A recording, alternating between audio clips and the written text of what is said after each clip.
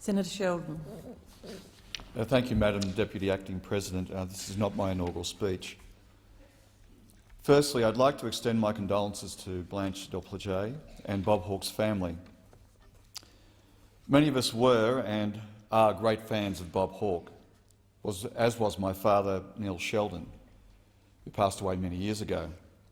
He was a great admirer of Bob, and on the few occasions my dad, a staunch Labor man, met Bob at Labor and community functions, he told wonderful stories of a man with great intellect, a thirst for knowledge, a great love of sport, and his fellow man. Bob Hawke was a man of great skills to settle some of the country's most adverse, seemingly intractable disputes, whilst leader of the Australian Council of Trade Unions and, of course, later Prime Minister. But, friends, I'll take you back to Frank Sinatra's tour of Australia in 1974 to briefly tell the story of when Bob saved Old Blue Eyes during the siege of Sydney. In July 1974, Frank Sinatra took the stage at Festival Hall in Melbourne, singing his opening number to great applause. As was his way after the first few songs, he sat on a stool, sipping honey tea to relax his throat, before the next number and chatting with the audience. But on this night, the audience was in, and of course on this night, the audience, as it had been on previous occasions, were in the palm of his hand. He was beloved in Australia, and we were happy to see him in person. Now, Frank Sinatra had been in Australia for a week or so and had been hounded by the press for the entire time. He was tired and had clearly had enough. He dropped a bombshell that turned into a sympathy of counter-emotional explosions over the coming days. Referring to Australian journalists from the stage, he said this: "The journalists keep chasing after us. We must run all day long. They're parasites who take everything and give nothing." He later went on to say, "They're bums and they're always going to be bums."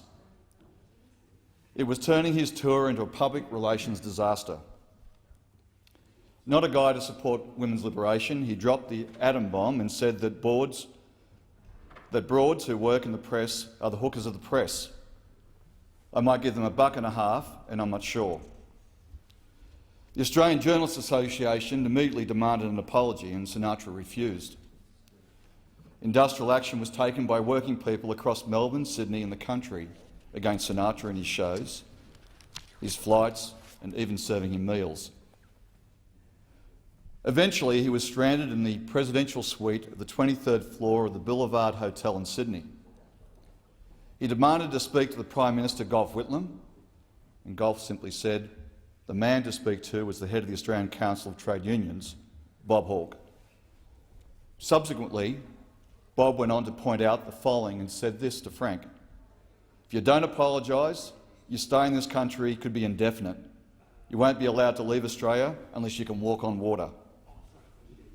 Of course, Sinatra's personal outrage caused him to turn to even the US Admiral stationed in Tokyo Bay with the Pacific Fleet to send a Navy SEALs team in to extract him by helicopter from the roof of the Boulevard Hotel in a further attempt to fly home without an apology.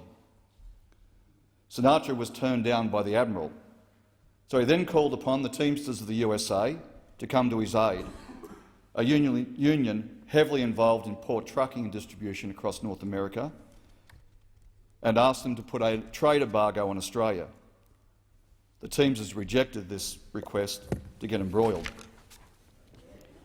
Desperate, and his last resort, he decided to talk to the great Australian negotiator Bob Hawke. Now, as it's told, Bob arrived on the 23rd floor. He was met with a dishevelled Frank Sinatra and his team in a room that smelled of stale cigarettes and sweat. It hadn't been serviced by hotel staff for many days. In the middle of that pungent room stood on a pristine dining table a bottle of fine brandy and fine cigars. After many drafts of the statement and many more drafts of brandy, Bob Hawke, Frank Sinatra and Mickey Rudin, Frank's lawyer, managed to hammer out a deal. Ultimately, the joint statement of regret by the crooner and Australia's unionists was read out by Bob Hawke on the steps of Sinatra's hotel. While unions had their win for feminism and for Sinatra, he had his payday by completing his Sydney show and having it televised to Melbourne. Bob Hawke, the master negotiator, lifted the siege of Sydney. The crooner left after the Sydney show.